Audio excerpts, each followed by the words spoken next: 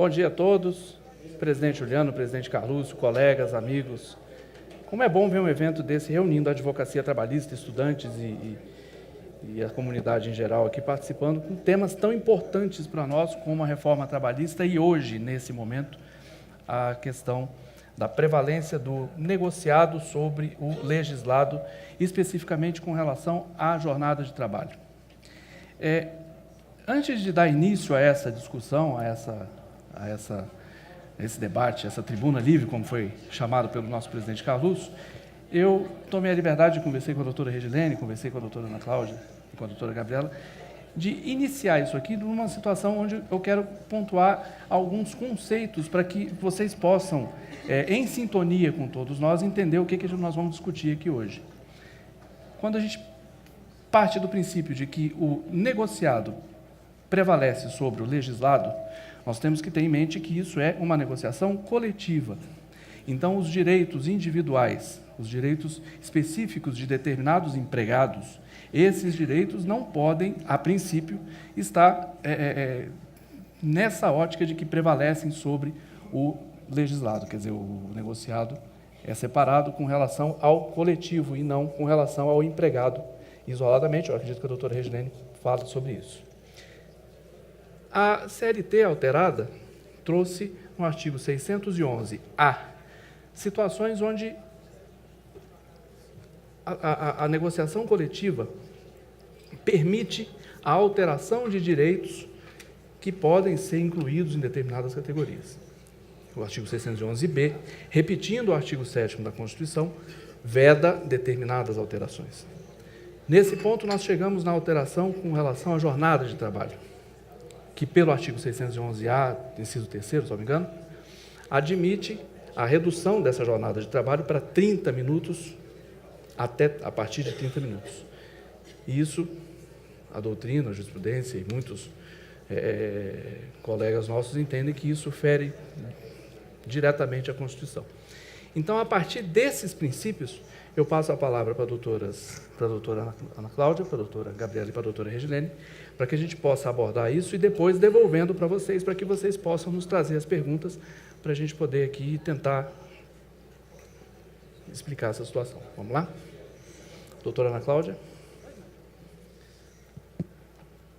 Bom dia a todos e todas. Quero primeiro registrar a alegria, a satisfação pelo convite e agradeço esse convite ao doutor Carlúcio e, em nome dele, a toda a diretoria, a Elise, a todos os colegas advogados trabalhistas que tanto ombreiam conosco o Ministério Público nas mais diversas lutas, aí, em especial nessa da reforma trabalhista.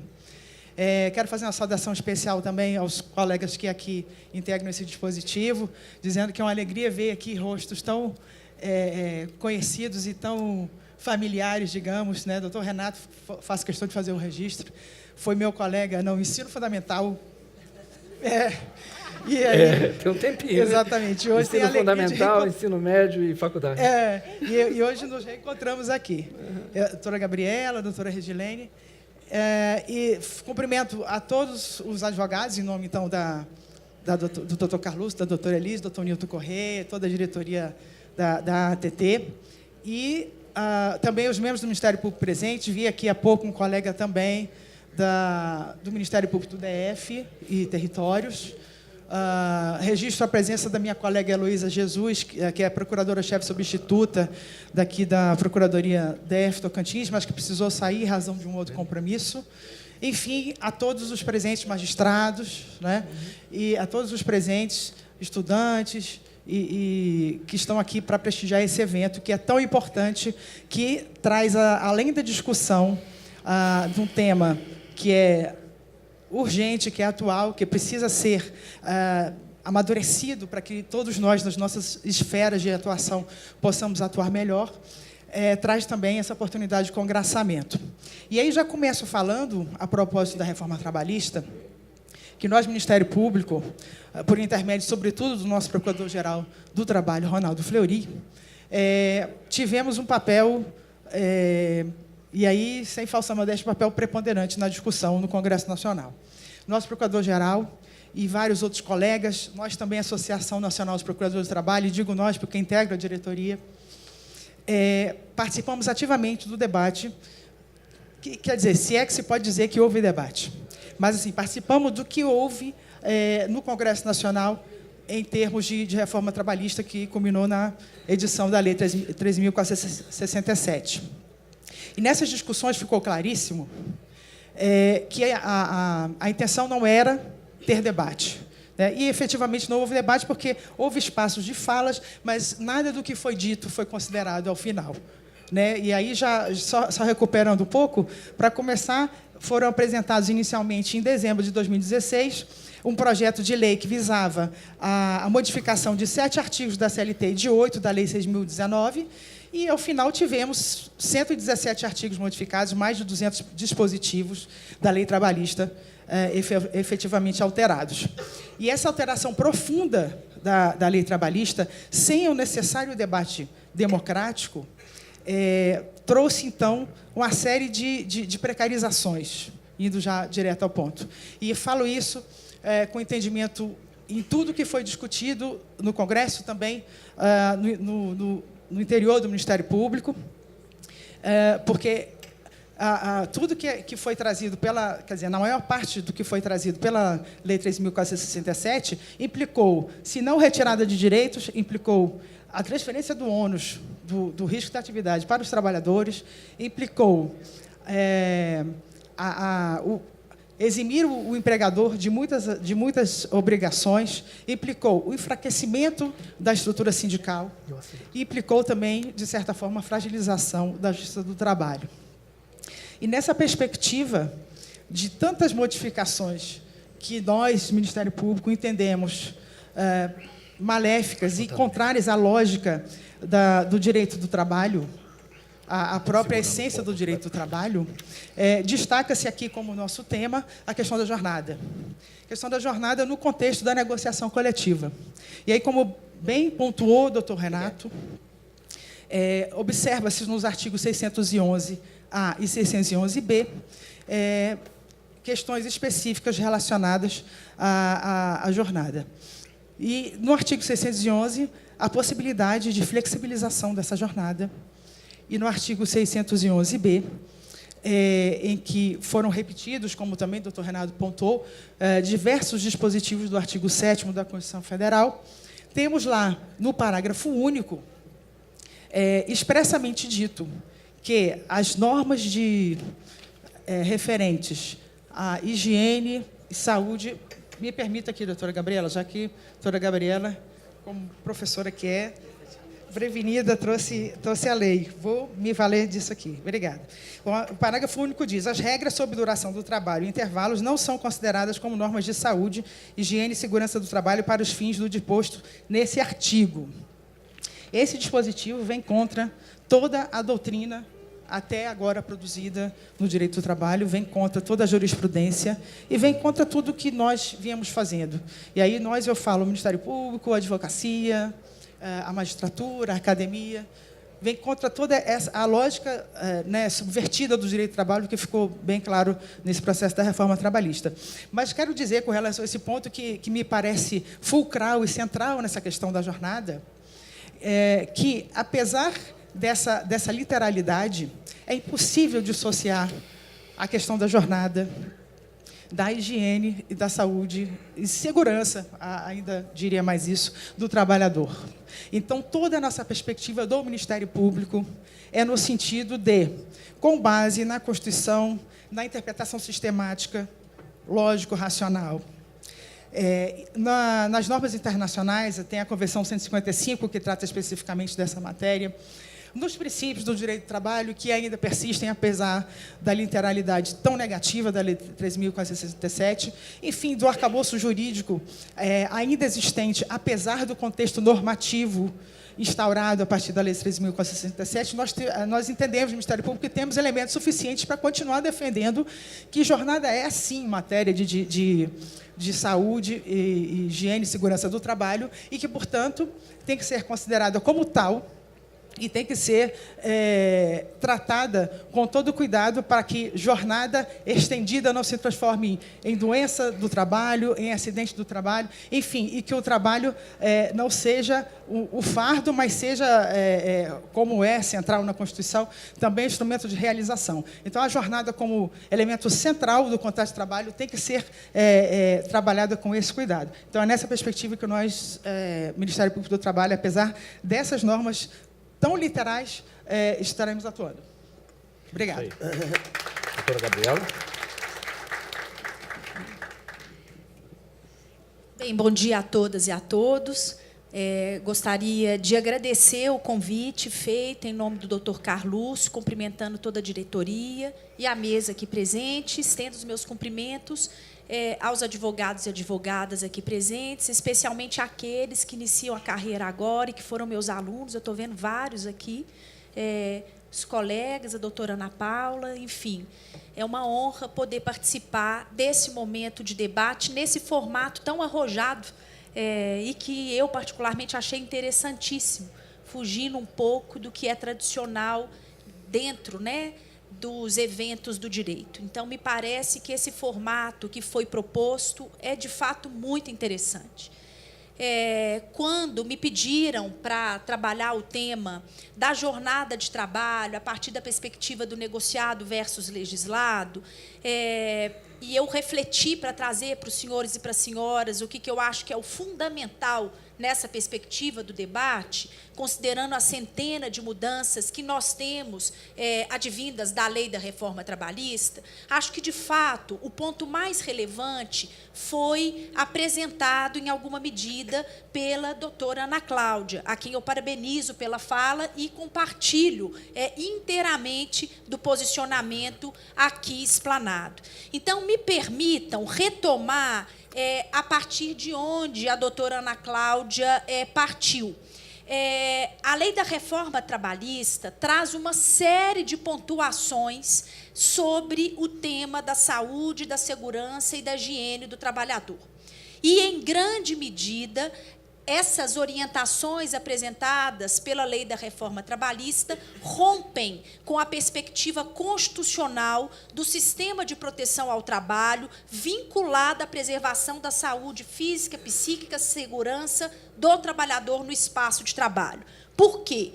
As contradições, elas são evidentes, estão explícitas nos dispositivos da Constituição Federal e da Lei 13.467.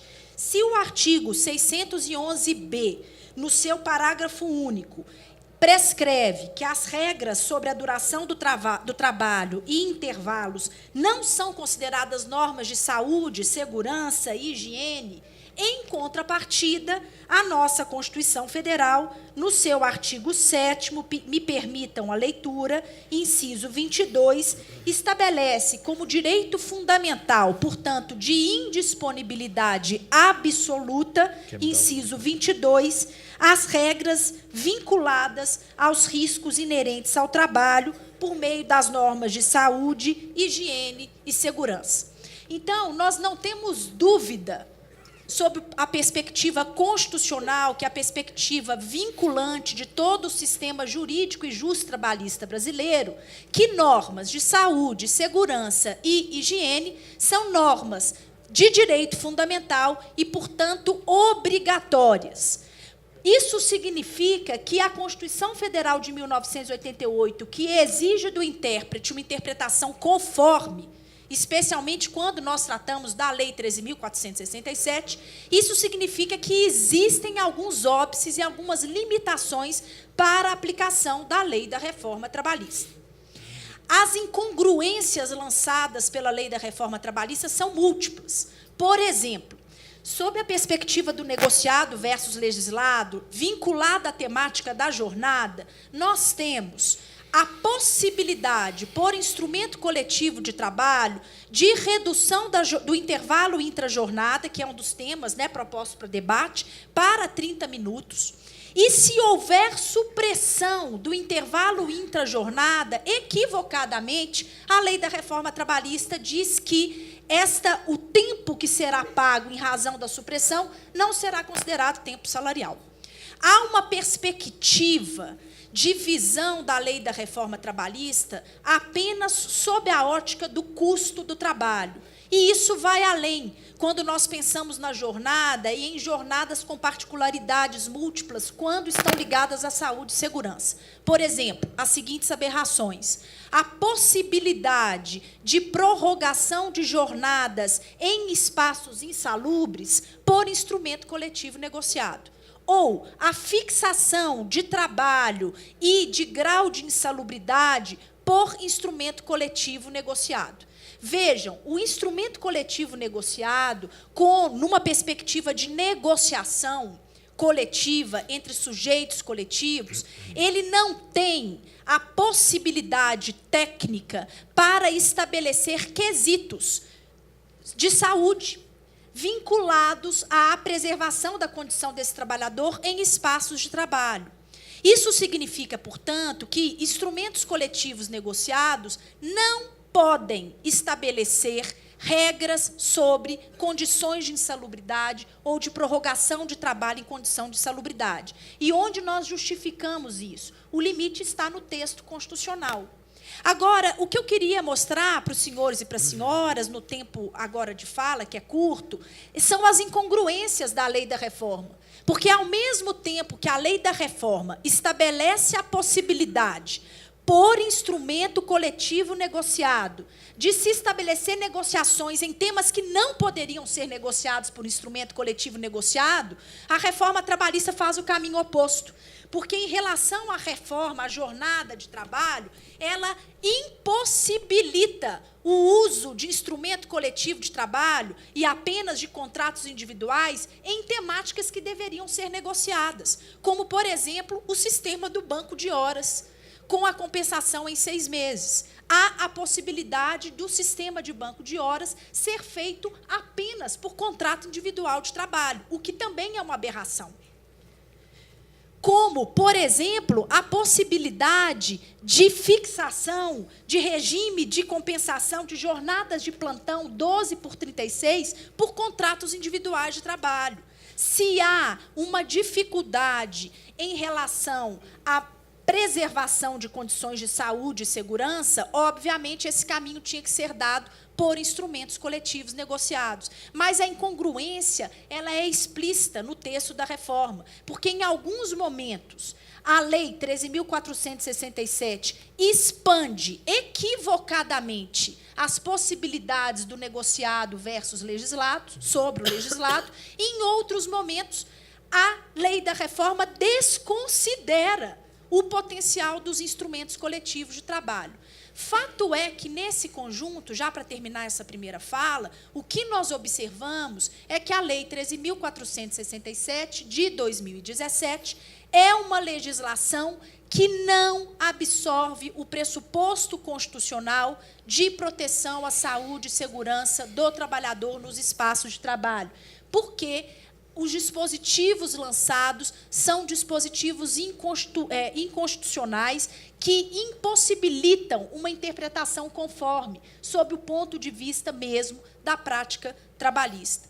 Nós poderíamos aqui, além desta incongruência em relação aos instrumentos coletivos de trabalho, dizer da estratégia lançada pela Lei da Reforma Trabalhista em relação ao tempo de disposição do trabalhador.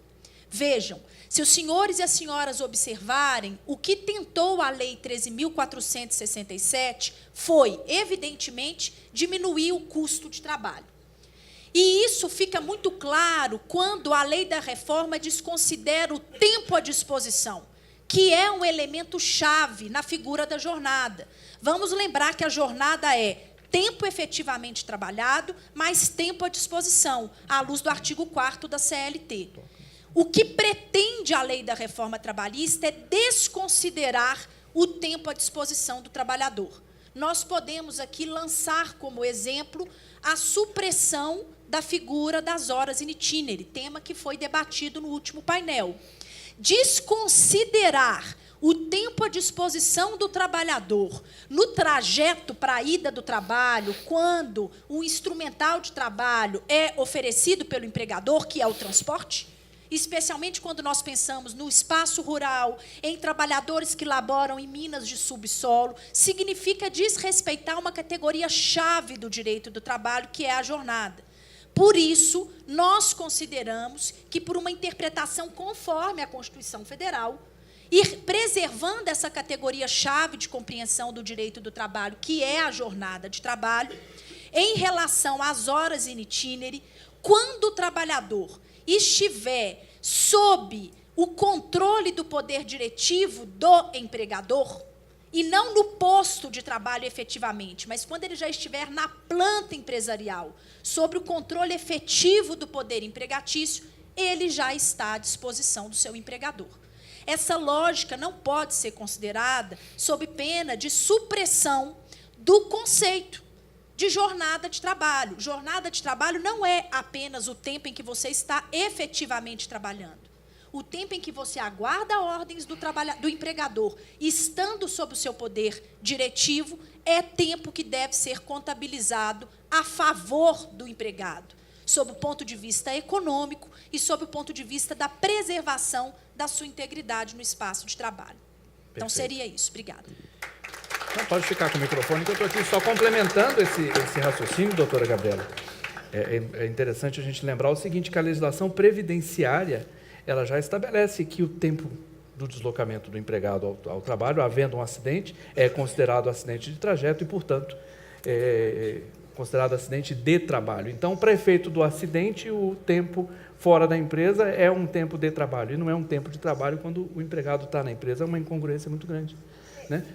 Desculpa, doutor, nós não podemos, sob o ponto de vista do argumento jurídico, da argumentação jurídica, como o direito tem que ser considerado um sistema uno, é necessário utilizar esse argumento e especialmente, insistir com as teses de que a fundamentação da jornada de trabalho se faz pelo tempo de trabalho, tempo à disposição e eventuais intervalos intra-jornadas remunerados. Perfeito. Senão nós retornaremos aí para o século XIX, XVIII, enfim. Perfeito. Doutora Regilene, com a palavra.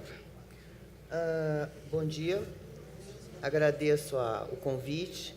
A doutora Rosali não vai precisar me bater quando acabar esse evento aqui, porque, por incrível que pareça, eu concordo com o tema, a questão do negociado sobre o legislado. Eu concordo que a questão humanidade foi posta de lado. Os senhores sabem tão bem quanto eu que há muito tempo o que importa para o mundo, não é só no Brasil, se chama economia. Sou casada com um professor de história, portanto, posso dizer que há centenas de anos a humanidade se preocupa com a economia. Há centenas de anos também os indivíduos necessitam de um líder para seguir. Tivemos, ele foi embora, acho, que pena, o Frei que me antecedeu, ele foi muito feliz para mim, em termos do que vou dizer agora, para reforçar o que venho dizendo há algum tempo. Os seres humanos precisam assumir a responsabilidade dos próprios atos e da própria vida. Os seres humanos precisam aprender a ser autônomos por si só. Um sindicato tem uma função relevante? Não nego que tenha. Tem. Só que uma categoria profissional, ela não tem só laranjas, ela não tem só bananas. Uma categoria profissional de frutas, ela tem desde o morango, desde a acerola, até a jaca. E cada uma dessas frutas tem uma capacidade de suporte diferenciada. Quem é o grupo diretivo de um sindicato para dizer que a minha capacidade de suporte é exatamente igual à capacidade de suporte do Renato, da Gabriela ou da Ana Cláudia? Não é. Não é. O direito do trabalho, para o que nos interessa aqui, ele deve observar e estar atento, e para isso nós, protagonistas das relações processuais trabalhistas, e em especial aquele que aplica a lei, que são os magistrados, nós temos que estar atentos a dois princípios essencialíssimos de direito ambiental, que é o princípio da prevenção e o princípio da precaução. Antes de nós pensarmos em aplicar a Lei 13.467 ou a CLT, penso eu, devamos buscar respaldo na Constituição Federal e em toda a legislação esparsa que se comunica com o direito do trabalho. O doutor Renato acabou de trazer a questão do direito previdenciário, que se choca com essa situação de, ora, para efeitos de acidente de trabalho, nós temos o percurso casa-trabalho-casa como à disposição do empregador. Mas para efeito laboral, não. Concordo. Alguém que more aqui no plano piloto e trabalhe lá em Taguatinga, né, tem um tempo de percurso. Agora, alguém que more lá em Sobradinho e vá trabalhar lá em Taguatinga, o tempo de percurso é outro. Ele não está à sua própria disposição, ele está se dirigindo para cumprir o seu dever legal de trabalhar. Então, é preciso que se pense antes, no artigo 225 da Constituição Federal, que garante um meio ambiente equilibrado para todos. Antes, temos que pensar no artigo 170 da Constituição Federal, que trata da eficiência, da existência digna de todos. Diz o artigo 170, a ordem econômica fundada na valorização do trabalho humano e na livre iniciativa tem por assegurar a todos a existência digna. Esse todos, são todos. Não é um grupo menos um, incluindo o empresário. Se engana quem pensa que empresário não é trabalhador. Trabalho não é um conceito jurídico. Trabalho é um conceito da física, que é outro equívoco que nós temos tendência a praticar, em por termos estudado direito, acharmos que tudo é conceito jurídico. E nos divorciarmos de procurar entender conceitos da medicina. Ontem, se não me engano, o ministro Caputo Bastos, num julgamento na STI, sobre uma questão de saúde, ele disse, olha, eu, em certas situações, eu vou estudar um pouco, ler medicina. O direito não tem um fim em si mesmo. Nós precisamos entender e examinar questões holísticas o mais possível.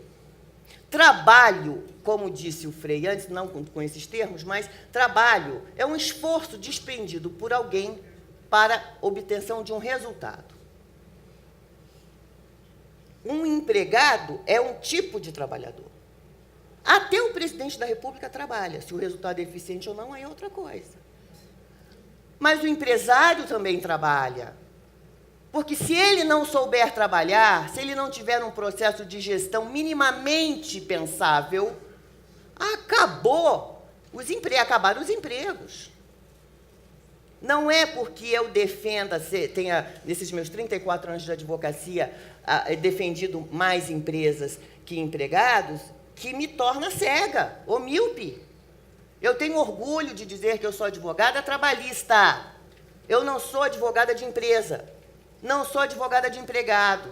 Eu oriento os meus clientes, porque a prevenção é a solução. Então, vejam os senhores. O que disse o Frei? Que a autonomia é essencial para o convívio humano? Sem dúvida. É preciso raciocinar fora da caixinha, que é o que eu estou dizendo aqui. Vamos nós ficar aqui pensando em precarização de quem? De quem? No mínimo da sociedade como um todo. A base é essa. A precarização de vida vai ser da sociedade como um todo.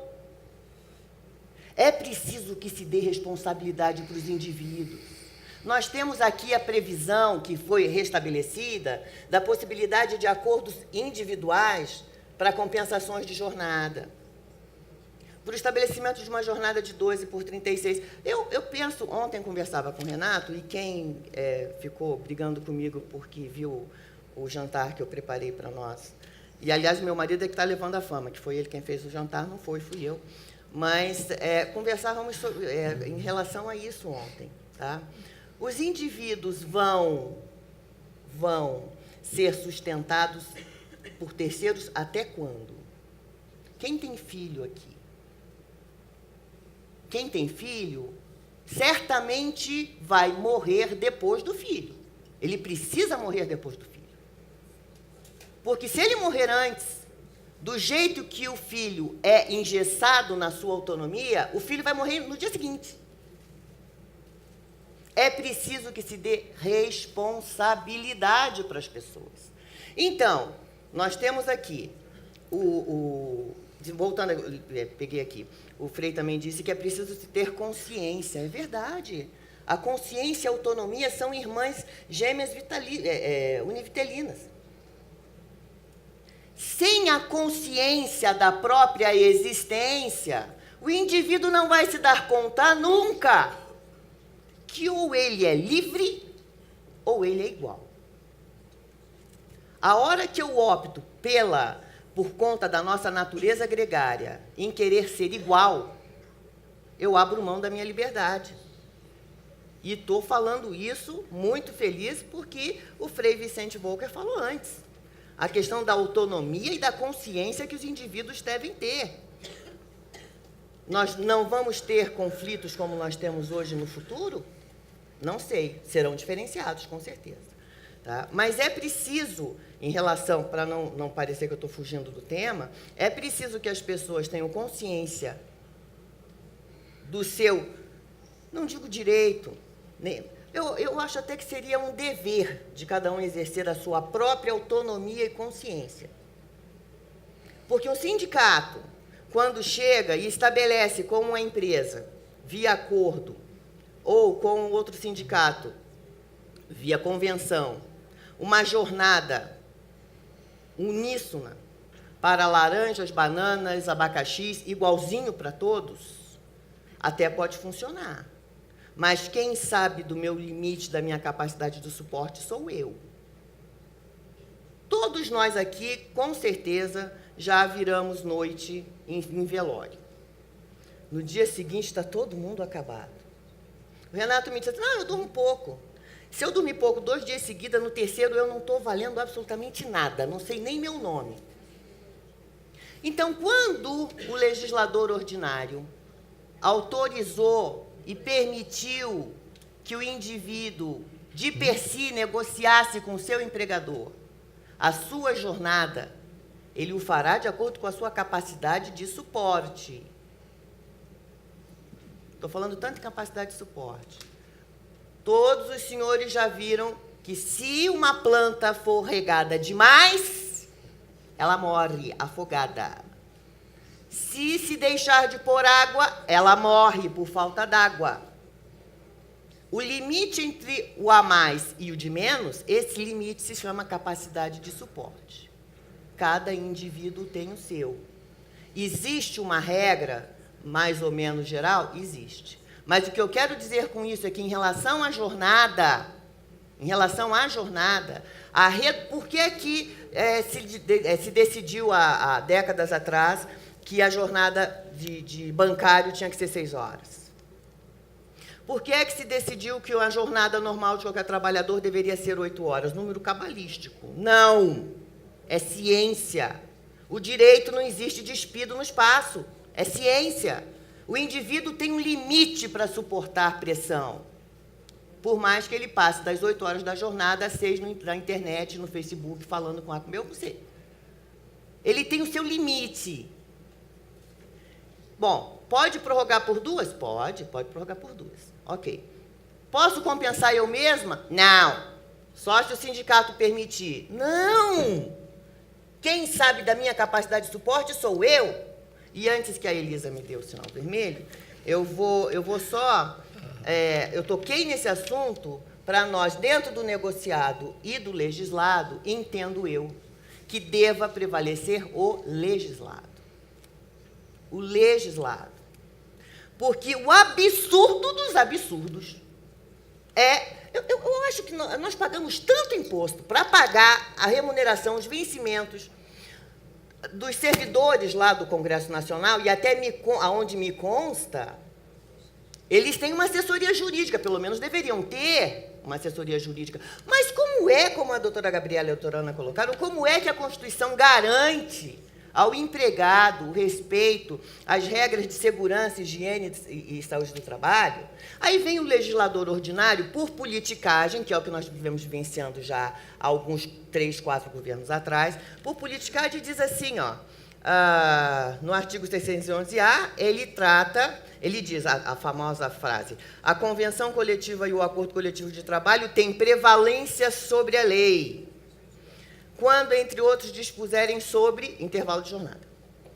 Aí vem o 611-B e diz assim: constitui objeto ilícito de convenção coletiva ou de acordo coletivo de trabalho, exclusivamente, a supressão, a redução dos seguintes direitos. Inciso 17º. Normas de saúde, higiene e segurança do trabalho previstas em lei ou em normas regulamentadoras do Ministério do Trabalho. Beleza. Aí vem o parágrafo único e diz assim: regras sobre duração do trabalho e intervalos não são consideradas como normas de segurança, higiene e segurança do trabalho para fins do disposto nesse artigo, por favor. Quem é o retardado aqui? Caramba! Caramba! E a NR9 foi posta onde? Questão de intervalo é questão de ergonomia. É verdade. O que tem o INSS aí de gente se afastada... Já estou terminando, Carlos. Afastada por conta de... Eu te falei, me dá microfone. Afastada por conta de estresse. Ah, estresse é doença de gente rica, de gente besta. Não, caramba! Não! PPRA e PCMSO são essenciais. E um grupo de trabalhadores que são misturados entre laranjas, bananas, abacaxis e o que seja mais, eles não têm capacidade técnica para ir contra um PPRA e um PCMSO que são exigidos dos empregadores. Então, neste caso, aqui o negociado não pode prevalecer. O que deve prevalecer deve ser o bom senso e a responsabilidade e a consciência de cada um, não só do trabalhador como do empregador, mas cada um de nós que laboramos no direito do trabalho. Muito bem. Muito bem. Na verdade, o direito é formado pelo bom senso, né? Eu acho que o bom senso parte de todos os princípios jurídicos, 90% tem que vir bom senso. Não há necessidade para isso. Abrindo, por favor. Vamos abrir as perguntas. Recebi 20 pedidos aqui para te interromper. Bom dia a todos. Bom dia.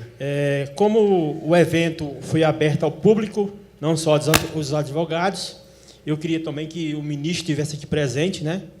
Eu sou trabalhador e represento o trabalhador. E é muito fácil, quando está aí, esse lado aí, agora quando está aqui, vivendo na pele, como trabalhador e como representante do trabalhador, é onde a gente vivencia as dificuldades. Tá certo? Eu não sou a favor do negociado sobrelegislado como sindicalista. Eu não sou a favor. Tá certo? Mas, infelizmente, a lei nos colocou isso. Não fomos nós que pedimos, nós não somos a favor. Nós temos que ter, eu acho que nós deveríamos ter, pelo menos, um pressuposto da onde começar, para agranhar melhorias para o trabalhador, acima daquilo que a lei determina. Mas, infelizmente, o que o Congresso fez, que nós, sindicalistas, negociássemos. Posso responder ele? Tá certo? Ao Ministério Público vai uma pergunta. Nós somos parceiros do Ministério Público. Eu sou dirigente do CECHOS, Sindicato de Brasília, dos hotéis, bares e restaurantes. Estamos nos hotéis. A súmula 437, ela caiu? Por quê? Fácil é a gente vir para o trabalhador e dizer assim, olha, você pode tirar até 30 minutos e se negociar com a empresa. Ou eu posso colocar na convenção coletiva o que determina a Lei 3.477. Mas nós tínhamos o aval do Ministério Público defendendo a súmula 437, aonde não podia, de forma alguma, e nós íamos para as empresas falar, você não pode suprir 1 minuto da hora de intervalo desse trabalhor? Por quê? Porque a súmula 437 nos protegia, não só os trabalhadores e os dirigentes sindicais que iam até as empresas, pelo menos com poder de negociação. Hoje nós não temos isso. Sabe por quê? Porque quem manda na hora da negociação é o capital. Então, esse é o que eu quero passar para vocês.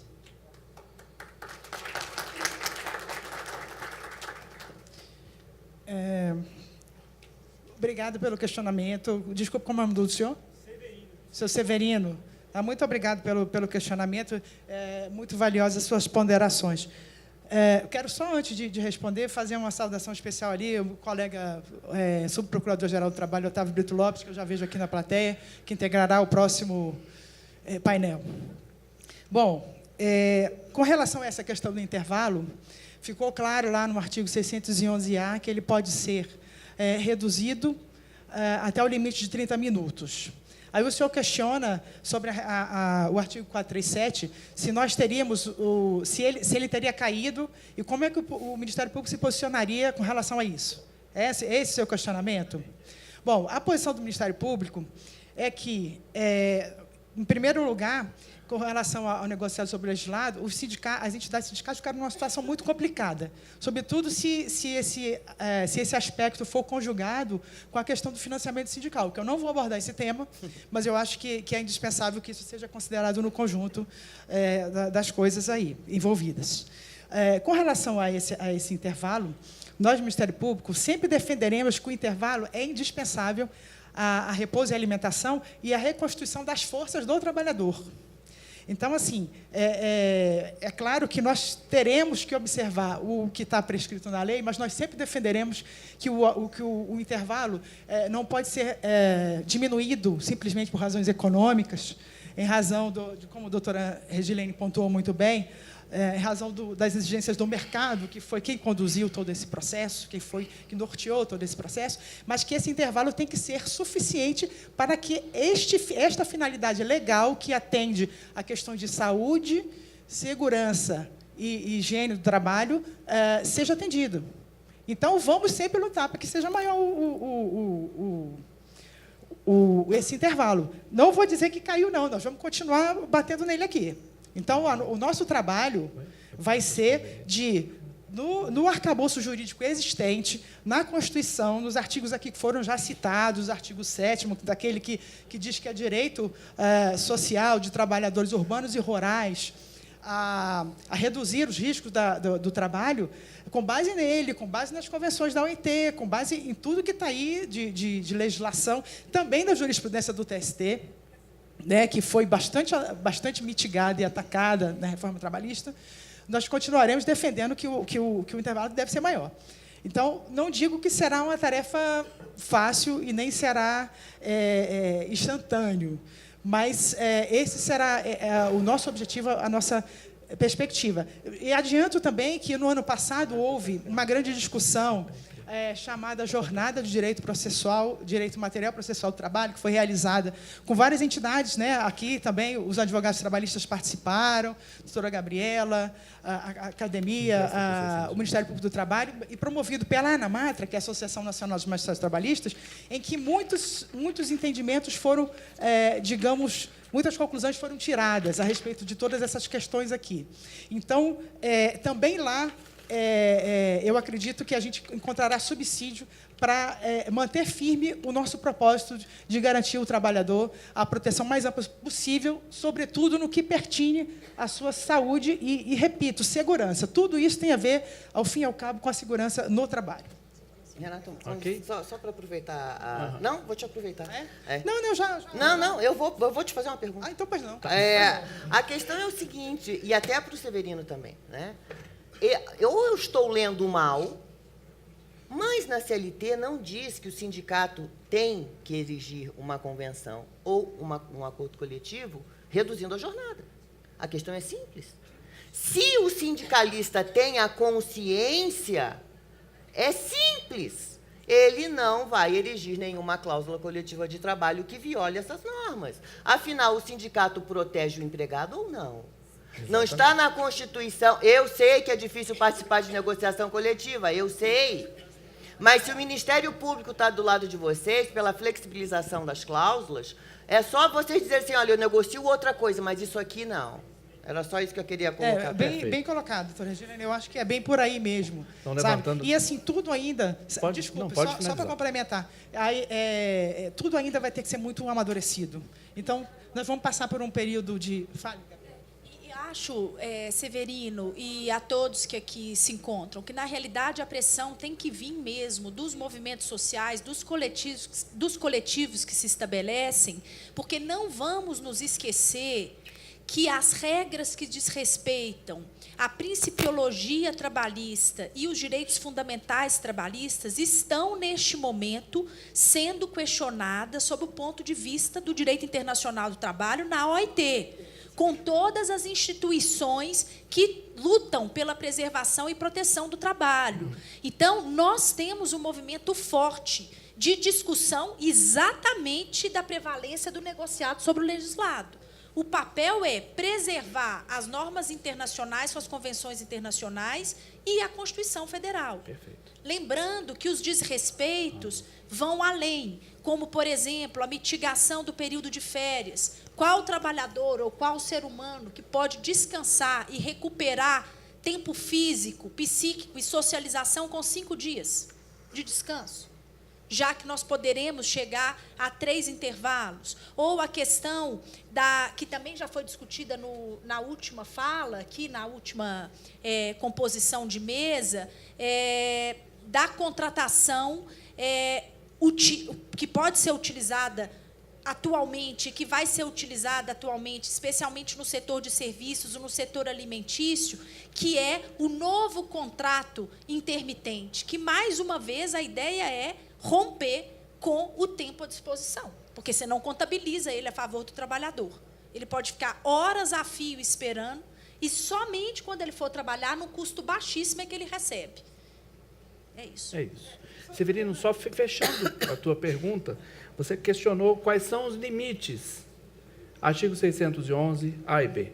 Artigo 611-A nos apresenta um rol exemplificativo, não quer dizer que você tem que fazer a limitação da jornada de trabalho no inciso 3º para 30 minutos. O doutor Regilene falou. O sindicato tem todo o poder para negociar aquilo.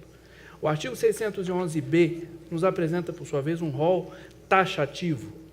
É um rol extraído da Constituição. É um rol que repete o artigo 7º da Constituição. O que consta ali não pode prevalecer sobre a lei. E o que nós estamos questionando, estamos abordando aqui, é exatamente isso, que a questão da jornada de trabalho reduzida viola princípios de saúde, que são princípios de direito fundamental do trabalhador, e que, portanto, não poderiam prevalecer em caso de negociação sobre o que consta da lei. Então, os limites são esses. O artigo 611-A nos traz exemplos taxativos. Não quer dizer que você tem que fazer a jornada de 30 minutos. Questão do bom senso. Né? Só uma então, última assim, ponderação ainda, pois para não, só para a gente Severino. poder finalizar, Aí, porque já vários cartões já foram levantados aqui, e aí, o tema Severino, é muito bom. Só para dar um fecho aqui na nossa conversa, aí você disse a sua angústia, que é muito justificável de como agir, né? Eu acho que, assim, para começar, é tomar como ponto de partida o artigo 7º caput, que diz, são direitos dos trabalhadores urbanos e rurais, os que estão elencados abaixo, além de outros que visem a melhoria da condição dos trabalhadores, condição social dos trabalhadores. É isso. Então, ponto de partida é aquilo ali que está no artigo 7º da Constituição, e daí para frente é o que for para melhorar. É fácil isso? Não, eu sei que na negociação isso não é fácil, mas tem que ter isso como norte, tem que ter isso tem que ter em mente para começar qualquer conversa. É isso. Eu agradeço e vou pedir gentilmente perdão, porque a gente vai fazer só mais uma pergunta, tá? Devido ao tempo. Bom dia a todos. Meu nome é André. Oportunidade em que parabenizo pelo evento e pelas explanações. Eu gostaria de fazer a pergunta para a doutora Gabriela, em que pese o doutor Renato já iniciar aí a resposta, mas eu gostaria de ouvi-la. O rol 611, o CAPT fala em entre outros, né? E aí a pergunta, e o rol do artigo 611-B fala já para restrição mesmo. Eu gostaria de saber se esses rols são, de fato, exemplificativos ou taxativos de ambos os artigos, e também falando na supressão, que se falou da supressão das horas em TINE, também a questão da supressão do artigo 384 da CLT, em que pese não ser especificamente do tema, mas se fala de jornada e se fala de jornada das mulheres, e era um assunto já pacificado no âmbito do TST e também no âmbito do STF. Obrigada. Eu posso falar Claro. da pergunta dele, Gabriela?